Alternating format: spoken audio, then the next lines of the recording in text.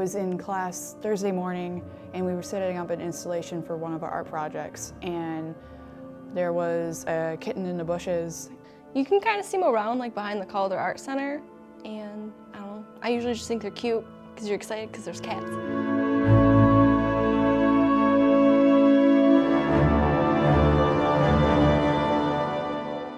We call these cats community cats, and they are either a friendly cat who is displaced from its home as either being lost or maybe put out because it was no longer wanted, or the people moved away and felt it was okay to leave their cat behind, which is never good.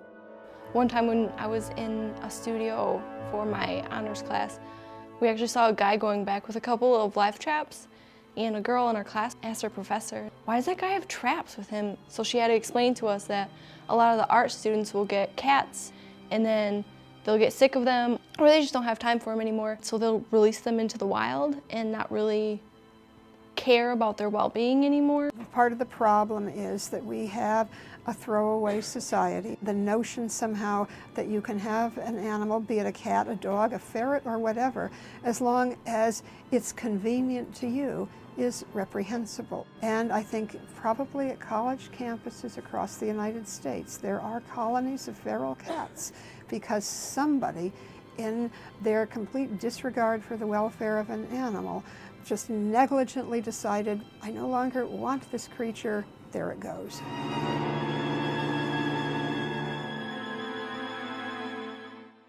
I have several friends who actually aren't supposed to own cats in their apartments, but they do anyway. I think that when people do that and they have a cat that they're keeping on campus, they're trying to keep it hidden, and it's in a small space, they think that they're doing a good thing for the pet, but in reality, the pet doesn't have any quality of life, and that's what a pet in a home is all about, a quality of life. So many people refuse to recognize this, refuse to understand it. Animals need respect, they need proper care, they need nurturing. Locking them up in a dorm room and ignoring them, keeping them prisoner in a tiny space, is not the way to raise an animal. I would never encourage anybody to have a cat or any pet illegally, because usually you'll obtain the cat and then for something will happen and you'll have to let it go. And a lot of times those cats end up in the shelter, or the student is so afraid of getting in trouble they may just put them out just to keep themselves from getting in trouble, and then we have a lot more problems with homeless cats.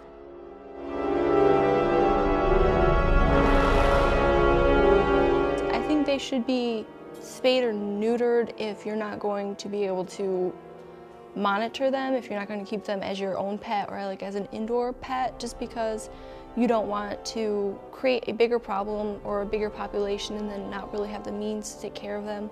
I am all for TNR, that's trap, neuter, and release. I don't think it's a bad thing to have stray cats neutered and spayed, because, you know, just keeping that population under control is ultimately better for the kittens, but I think ultimately it's less of a burden than having to deal with, you know, more and more cats down the road. We have practiced trap, neuter, return in Allendale at the campus at Grand Valley. There have been instructors and students alike who have made painstaking attempts at helping the cats in the area, and it's not necessarily easy when a cat is on campus. Unless it's coming around the area where you can easily feed it, it is very difficult. However, these very dedicated people have sought us out. We gave them advice. They were able to trap the cats. In some cases, they were returned. Some of these cats, they've lived their entire lives out on the streets, and that's all they know. They don't want to be in a home. So the best thing we can do for them is neuter or spay them and release them again.